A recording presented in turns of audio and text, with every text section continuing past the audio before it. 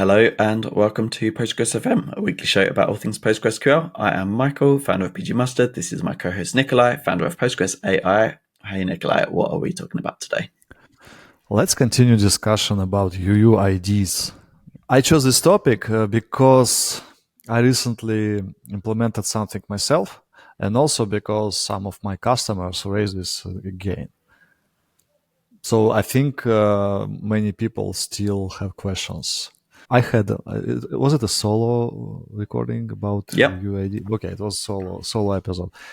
But obviously I have fresh things to discuss, and you also have something to discuss. So let's return to this topic and be more practical this time and think about really large data sets and how to work with them more efficiently.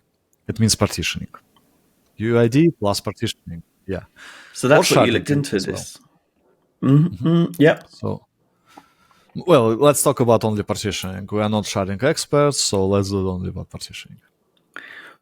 But I would say, actually, I think it's important to mention that one of the big benefits of UUIDs in general is that they suit a setup where you're generating IDs in multiple places. So it is a natural fit in terms of topic. So but basically, you ditch sequences.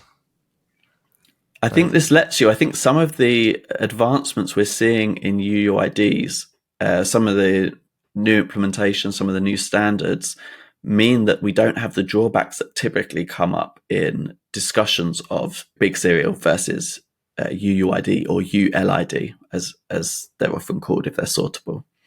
So, yeah, you were looking into this. Never, ever integer for primary keys. Never. Yeah. Hopefully people know that now. You were looking into it for partitioning recently then. So what was the use case? So use case was our chatbot, a new AI chatbot we developed, and we needed to have a storage for all communication which happens in public channel because we have paid version, we have free version, and free version obviously is recorded and shareable. So basically we created chats table, and I originally used a big int primary keys, and then I was ashamed by my team members saying that come on, we need to use timescale there, first of all. And also, like, numbers in URL is not looking great. We need some better ideas to have there. Is this because they would be guessable, or is it a security thing or something else? Good question. I have a long history about this. So I remember my first social networks, we tried to hide the actual number of posts and users we have. Mm-hmm. But then competitor was released and they don't care about it. They didn't care about it. And then I also started to not to care about it. It's okay to have some numbers in URL and share actual numbers with everyone. But here I just think maybe it will be sharded data set in the future. So I don't want to have sequences. And also maybe I don't want to share actual numbers. I don't know. Like it's one of things where you're not fully sure. Mm-hmm. So I'm kind of okay to share numbers, right? So for example, we generate 50 to 100 messages per day with this bot. People are using. We have 72 people joined the program. Many more waiting in like wait list. It's not a lot of, not a lot at all, but obviously it will explode soon. I think so. So, and maybe I don't want competitors to see actual numbers, but maybe I don't know, 50-50 here, because I had experience in both cases. I had experience sharing numbers. I had experience hiding numbers, and we used two prime numbers to have not actual random, but kind of random. If you take sequence and multiply it by a very large integer, and then take a modulo with another integer, and these two integers should be mutually prime. In this case, you have like rotational, without collisions, you have like kind of random numbers, but they are not actually random. And nobody knows your actual ID number. So this is how you can hide growth rates and actual number of your like business metrics and so on, like how many posts or comments or anything you have in your social network, for example. Again, it's not my main reason. I just think, okay, we need to use a UID probably. And then the team said we also need to partition it. We already use timescale DB. Let's just use it. And then I think, okay, obviously I want my indexes behave well. If I use regular UID version 4, for example, supported by Postgres currently, I know we will have performance issues because numbers are going to very different random places of the B3 index. Not purely random, but any insert disturbs some arbitrary part of index. And this is not good for performance, especially also if you want to show last 25 items, for example, ordered by time, creation time. Yeah, you will deal with a lot of more buffers than you should deal with. And a lot more for write-ahead logging, right? Because your full page images for different parts of the index each time instead of B-trees are very optimized for adding things to the end, to the right side continuously, like timestamps. And UIDs don't fit that pattern at all. Right. But that takes us on to, I guess, some of the newer. Right. So and since we also had a session on Postgres TV YouTube channel with Kirk and Andrei, I think it's Kirk who brought this topic. Let's implement ULID in Postgres, and using Andrei's hands. We usually use Andrei's hands because he's a true hacker in those sessions. And he implemented quite quickly some patch, sent it to hackers, and quite soon we realized there is already ongoing proposal of RFC change to support version 7, version 8 of UUID, and Andrei renamed the patch from ULID to UUID version 7. And then it was blocked by the idea, let's wait until the standard is finalized and fully approved. Right? You read this thread. There's also idea, let's just avoid naming version 7 completely. And I thought that was a really neat. Yeah, I thought that was a really neat solution. So ultimately, what we want what you want, what I would like, I think what lots of people would like is a function within Postgres to generate things that can be put in a column of type UUID, but that when we generate new ones based on a timestamp, they are sorted and increased over time. So that comes with loads of benefits for updating B-trees and some of the other benefits that you mentioned already. Now, there are some new definitions or new specifications for UUIDs coming down the pipe that would suit those perfectly. But somebody made a really good point. I think it was Andres Freund from Microsoft. One of the first replies that Andrei got was, we could just name the function along the lines of what it does rather than UUID v7. So it could, I can't remember the exact name, but they came up with something very sensible, I'm sure. And that seemed really smart to me, because then even if the spec changes for v7, it doesn't matter. We can implement those later or have different functions for those. But this one could still be useful to users earlier, before the spec finalizes, before everything else gets agreed. So I like that as a suggestion, but I think it either got lost or people are very happy waiting another year. Well, it's just because it looks like RFC makes good progress and it should be finalized. It's still not finalized. I've checked it like a couple of days ago. It's not finalized. But let's explain once again what we want. We want to take good things from both worlds. Growing integers, right? Which, if you order them, actually completely. If you have, for example, a regular approach, you have ID and created at. Created at is 16 bytes, and ID is 8 bytes. If you use 4 bytes, you will still use 8 bytes because of alignment paging. We know it. So, and if you just insert and created at is just now, and you insert just one row per transaction, or you have clock timestamp instead of now.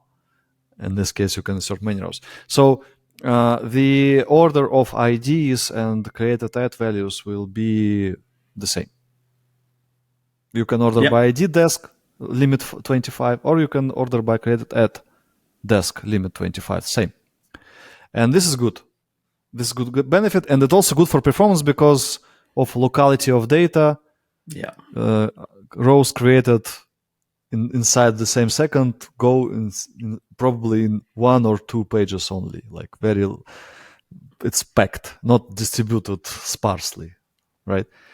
And UID is good because it doesn't require any sequences. You can generate it using thousands of nodes. This is a name, like UID, universally unique ID, right? But they go into different places of B-tree, and you cannot order by them.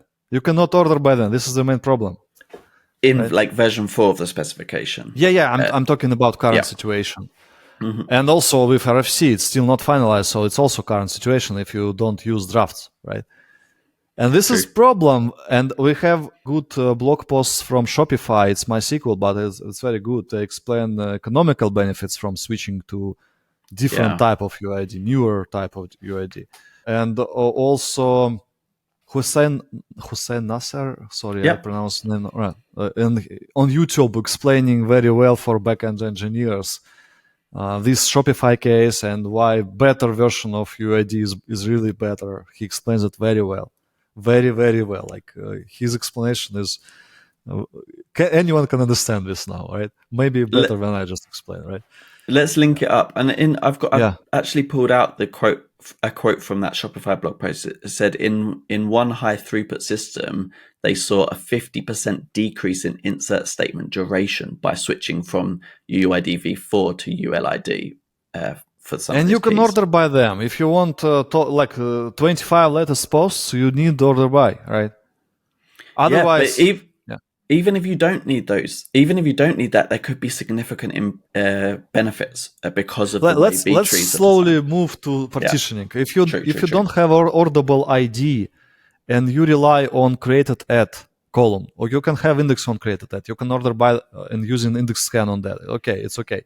Not perfect situation because you will have many more buffer numbers in the plan, right? Because you fetch from random places. But if you want to partition such table, in URL you have UUID, right? How to find which partition to deal with? You could do like hash partitioning. Well, yeah. But I want to partition by time. I forgot to say. I want to partition by time because older data is used less often. And right? and maybe like you want to phase it out over time. Maybe you don't even you might want to eventually drop exactly. Or move to different table space. It's not super popular solution, of course. Also, there are some ideas to be able to move it to object storage, which is only supported in Timescale Cloud. I think at one day it should be possible with regular vanilla Postgres. I think I read about another provider doing it recently too. Interesting. Send me a link. I'm very interested in I learning about it. I think moving older partitions, time-based partitions, like our old data, like 2 years old, moving to object storage, eventually moving towards like bottomless Postgres, right? It would be great. But back to our question. In URL, you have blah, blah, blah. In our case, PostgreSCI/chats/some UID. And we need to understand which partition to deal with. In our case, it's timescale.db. How to tell timescale.db which partition it is? If it's regular UID, I think it's nightmare. Well, I saw the update and the reply you got from, was it James Sewell at Timescale? A couple of guys replied from Timescale company. I really appreciate it, but it was about already this sortable UID version 7. This already solved. This recipe I have in this Postgres Marathon. It's recorded. And I implemented it my own way. It was not efficient, and they just provided very good advice how to do it much more elegantly, right? And I have it covered in my small article. So ULID, it's similar to UID version 7 or 8. ULID, it's actually it should be UULID because it's universally unique lexicographically audible or something. Sortable. Yeah, probably like UULSID. But something I such. admire the people that came up with ULID. It's nice and simple and unique. I guess we are about to abandon this abbreviation at all and just use UID version 7 or 8 because of the standard.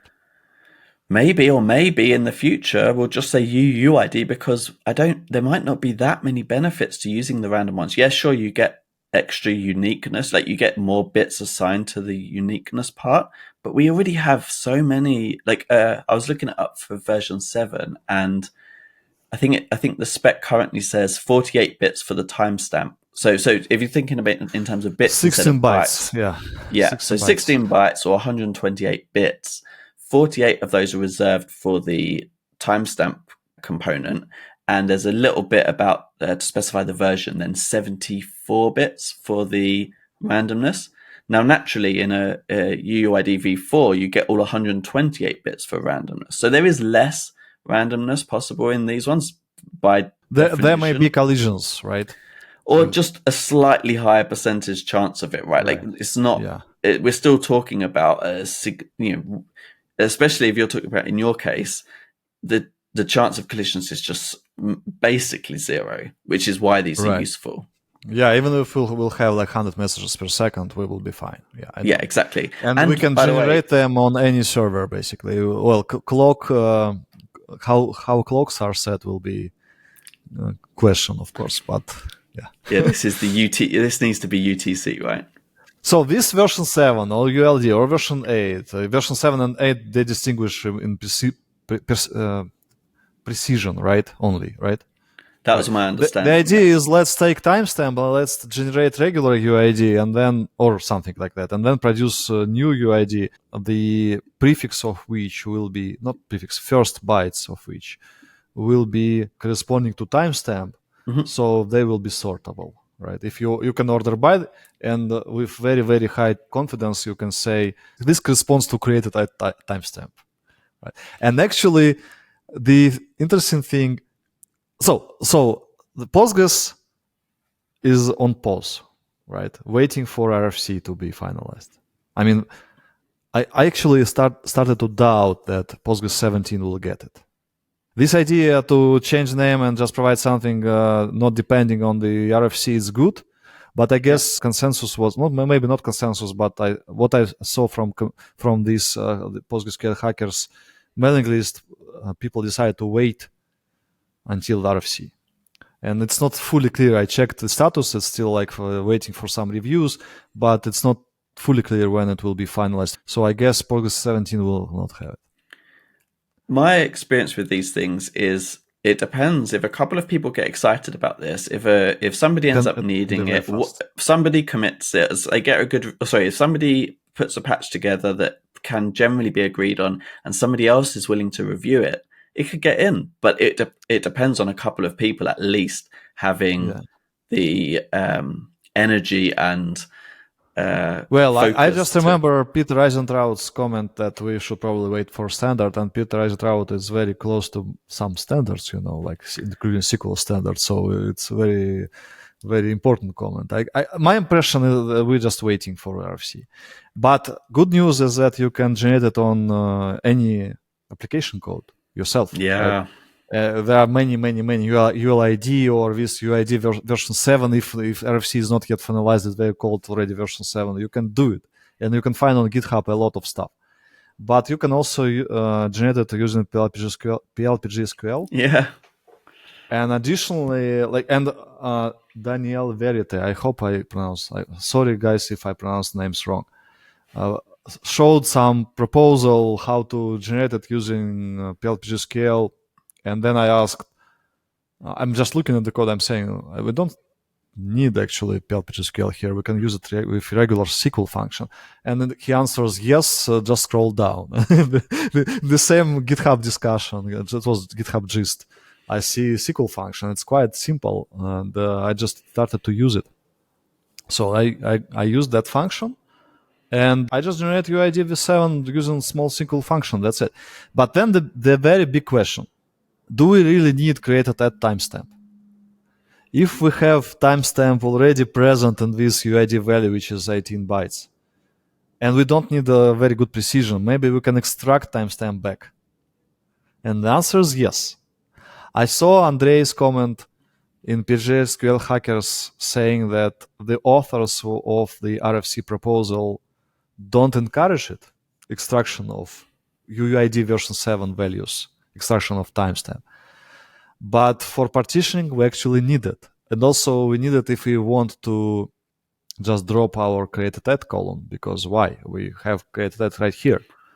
I'm not sure we do need it for partitioning. Like if maybe in timescale, the way you define a hypertable, but for example, if I set up a range partition using a ULID, and I could tell it if I I could, or maybe not even just prefix, maybe exact UID between these two UUIDs. Oh, yeah. I agree. Yes, I'm in the context of my particular recipe with timescale.db, right? And but timescale.db, of course, would like to have timestamp, and I created some recipe which looked quite weird, but it worked. But then a couple of timescale guys provided good advice how to use it much better, just saying time partitioning func option when you create a hypertable, timescale.db hypertable, and that's it. And this func function is our function which converts UID version 7 to timestamps. And I strongly believe this is a very helpful function to have. So we need to have it. Even if RFC authors think we don't need it, I think we need it. I hear you. We cannot have ranges, yes. But having this function is super helpful because I can reconstruct timestamp even with some not perfect precision. Timestamps are 16 bytes. UID version 7 is 16 bytes. We know not everything on those 16 bytes is related to a timestamp. You said like how many bytes? I don't remember. More than half is random, yeah. Yes, so we lose precision, but I don't need the milliseconds. Sometimes that's a good point. Sometimes, right? That's a good point. I'm looking at the V7 spec. I suspect V8 with more precision. If you need better precision, use V8 and have better precision, paying some extra storage costs and memory, of course, buffers and so on. I don't think I think it's still UUID format, right? So I don't think you do pay those extra precision, but I think you get less randomness. Less randomness. Well, fewer bits for the random chunk. Well, I need to look at it then. Yes, I only played with V7 and I decided to use it, but maybe I should look at V8 and understand trade-offs. Yeah, interesting. Good to understand at least. Yeah, interesting. So anyway, you can take UID V7 right now, generate its own application on using this SQL function, quite simple. And then join this with timescale and have partitioning provided by timescale.db, which is like full automatic, very good. And that's great, right? And it's sortable and it's quite efficient. Yes, it's 16 bytes versus 8, but for timestamps we also had a 16 bytes, and I decided not to create at all. Right? Yeah, you said, do we still need created at? And then you answered yes, but you did. But I thought you meant the other way around. So you mean now we don't need a created at all? Yeah, we can extract it, and that's it. So I don't need super precision in my case. It's just some messages, and I'm fine with even second precision. So yeah, it's a good question which precision I get for extracting from this UID version 7. Well, there's an argument you could, if you don't care about the spec, you could invent your own version that only goes down to a second precision and get even more random. Like you can play with that a little bit and adjust the function and feed it to timescale and so on. Yeah, it's quite. This recipe is already showing all internals, right? It's pure SQL, so we don't need to. We can use it in any place, in any Postgres flavor, RDS, Aurora, anywhere now. So that's great. Of course, on RDS you don't have timescale.db, right? But you have a new sharding Aurora just released like a month ago or when. So yeah, I don't know. Like I'm excited to see us shifting from regular numbers to these IDs, actually. Yeah. So It's good to see some numbers. Let's provide Yeah. some links to blog posts for those folks who want to explore overhead. Well, I think there's an interesting post by Brander that I'll Exactly, link up. this is one of them. Yeah. Nice. But they also mentioned a couple of downsides of ULIDs, which I hadn't considered, that I think is worth mentioning. And that, well, let's talk about them quickly. One is that, well, there's naturally less randomness because we're taking up some of it with timestamps. We've talked about that one already. But the second one is you could end up producing a lopsided index. So if you have deleted data, we won't reuse that space like sequential IDs. But in other UUID implementations, because they're more random, you would reuse that space. So we've got kind of a different bloat problem, except if we partition, right? If we're partitioning and if we've got index maintenance, if we're dropping our partitions over time, we'll naturally get rid of that. But I thought it was a really good point that there are some downsides to this always increasing ID as well. But they mentioned at the end of the blog post that they expected to go into the investigation very much on the side of using big serial or big ints everywhere. And actually they ended up thinking these ULIDs, or they called them performance aware or intelligent UUIDs, which I thought was quite a nice phrase. Yeah. Was their favored approach now. I'm very sorry. You said in the end of his blog posts, and I see pictures of the walk. I don't know how it's related at all. Like Baywalks. No. A bit above that. Just at the end of the technical. I've got distracted. First of all, very good title of the blog post: Identity Crisis. So ID crisis. But these pictures of San Francisco Bay Area and walk down to Pacifica. Yeah. I know Brander already heard one of our episodes and highlighted my phrase on Twitter when I was saying very good blog post, but completely wrong. Something like this. I'm sorry. Not completely, right. Okay. And I was right, actually. I like speaking from experience. And now I must say, you should not put very good pictures of 101 highway because it's super distracting. Yeah, I actually remember that quote. I think the words you used were something along the lines of great post, wrong conclusion. Yes, exactly. Right. And then I think there must be a second one as well, because I think at Crunchy Data, credit to them, they listened to the one where we were talking about random page cost and how it was still 4, but they did some benchmarking and reduced it, I think, to 1.1, which is a much more like SSD friendly number.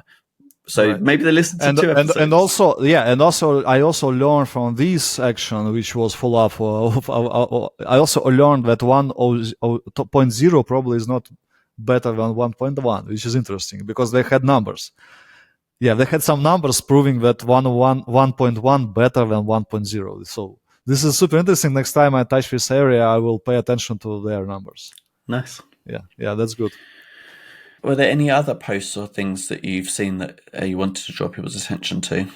I don't know. There are many materials about it. I don't remember particular ones. Let's just put something to show notes. It's interesting topic. I think very very important for maybe everyone. Yeah. There's an outdated one by Christoph Pettus that I thought was quite good, but then a more recent one by them as well, suggesting that we think about it in 2 steps. The age-old UUID versus serial question. They suggested thinking, firstly, should our keys be random or should they be sequential? That's a very good point. And do you want them to be guessable? Do you want to be able to infer? We didn't talk about this, but if you're using ULIDs and someone can tell they're ULIDs, they also get a little bit of extra information. They can tell when this ID was created. Is that a problem for you or not? These are the questions you need to ask yourself. So that's number 1. Should they be random or should they be sequential? Do you want to hide it, right? Yeah. And then the second one is, should they be 64 bits or should they be larger than that? And that's a second separate question. But I think Christoph, I want them to be shorter, not larger. Well, okay. But sorry, bits. Did I say bytes?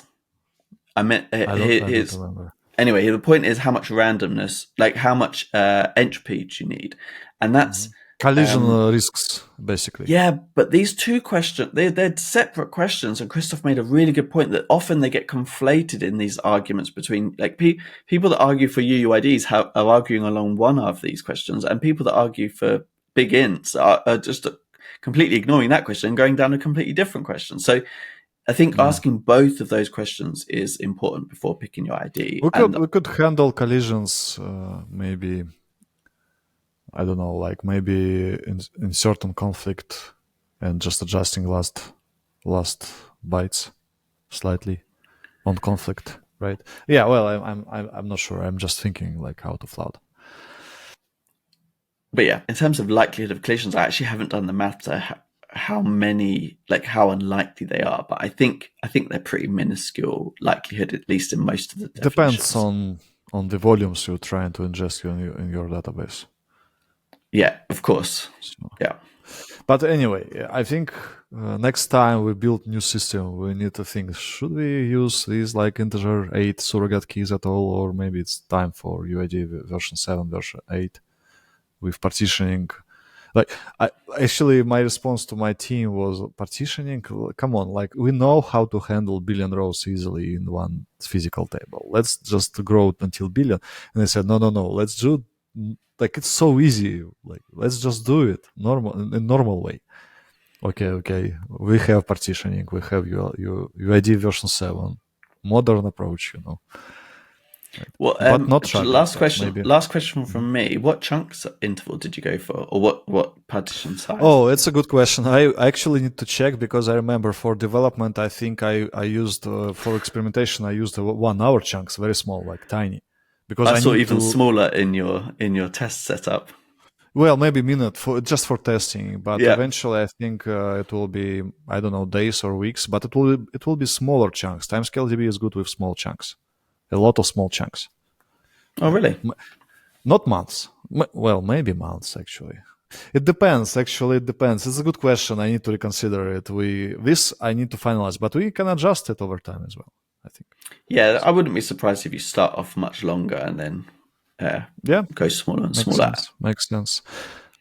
It depends. If you want to test it in advance, how it works with big number of partitions, chunks of hypertable, you probably want to go small and find problems earlier. It's a problem when you want to go deeper, right?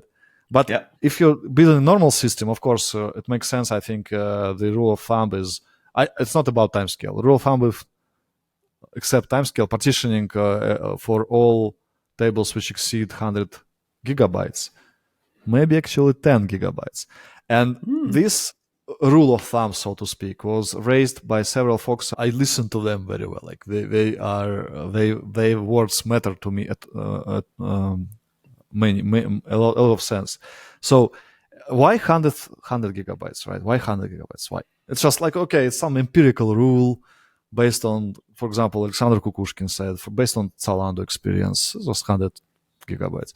But then I realized I can build some theoretical basis and find better threshold. So theoretical basis is how many transaction ID consuming transactions per second you have. Mm-hmm. For example, 100, right? So how fast you move consuming seeds, right? And then how long does it take for AutoVacuum to process a single table? And also how long does it take to create an index on the largest tables? Because when you create index, you hold a spin horizon. Yeah. If it takes many hours, you have, for example, 5 hours to build an index on like 5 terabyte table. For example, it's very arbitrary numbers, right? During which AutoVacuum cannot delete dead tuples from any table in your cluster, in your database. And it means that if you have a lot of seed growth during this, you insert a lot of... So you can start comparing these numbers and understand this is... Okay, I need not to go more than like 100,000 seeds to be spent during index creation. And if you split your physical table to smaller physical tables, partitions or chunks in sense of timescale, index creation becomes faster. and auto vacuum is blocked for a smaller period of time. But a couple of other things, like a couple of other things I've heard being used for this are size of cache. Like how many chunks do you want to be in memory? Like if your memory is smaller than your most recent chunk size, that might not be optimal for performance. You might be better off with smaller chunks. Some of the more recent ones more likely to be fully in memory. Yeah, I understand. And then, and then another one. It's very rough reasoning, I would say. Yes, but it's the other direction, right? It's like one of them is encouraging you to do it earlier and earlier, and this one is actually no, that one is in the same direction, isn't it? It's like earlier is better, but you can go too far. Like you could have too many. Like let's say you want to regularly query the last day, but that's going to involve querying 24 partitions. We've already talked in the past about problems when you query too many relations at the same time. Yes, planning time and execution time and log manager contention. A lot of stuff happens if you have a lot of partitions, and especially if each partition has a lot of indexes. So yeah, many things to. There's a trade-off obviously here, but timescale is very good with large number of partitions. Okay, good to know. Yeah, so we can go with like daily partitions. It's okay. And we have cases, my colleagues have observed some cases where we have dozens of terabytes of data with daily partitions, very small, maybe not even daily, I don't remember details, maybe some like 8 hours partitions, ingesting like a lot of per second. Did they change remember when we talked about the lock manager issues with not when you don't have partition pruning and lots of indexes on each partition, do timescale, like presumably that hard limit is still there in timescale as well. 16. Yeah. So you say it's really good with lots of partitions, but if you're querying too many of them at the same time, like if we're doing monthly reports against 31 or however many days, we're going to bump into those limits, right? Definitely, but a monthly report is just a single query. The problem is when you have thousands of such queries per second. Then they start competing, and the log manager lightweight log contention is happening. If it's some not frequent, so second question to check is how many QPS you have. Yeah. So if it's slow, dashboards or something, okay. If it's monthly reports, nobody, fine, but nobody says we cannot have more than 15 indexes on a table, achieving 16 this fast path locking threshold. It's okay to exceed it. The only problem when you need to exceed it 1,000 times per second or more. Yeah. Cool. Right. Okay. Any last words on this one? No, I think it was good. I'd like a lot of things to understand and play with. And I think I encourage folks to look at these new versions of UID, if not yet. Doesn't matter. Maybe, by the way, does it matter where we generate it, on application or on database? I think the only risk is time zones. Clocks can be off. Yeah, true. If they're off by seconds, then it will be going to different database pages. Yeah, it won't be. And also, bad. Order will be broken. Yeah, so I guess it matters a bit. Yeah, I prefer generated on Postgres database side, but interesting question. Pros and cons of database versus application side. Anyway, I think Postgres eventually will have UID version 7. Not sure for 17, but it should be for 18 at least. Only a couple of years of waiting, but we don't need to wait. And we know now how to use both this new type of UID and partitioning, timescale DB or any other. Yeah, good. Nice one. Well, thank you, Nikolai, and catch you next week. Thank you. Bye.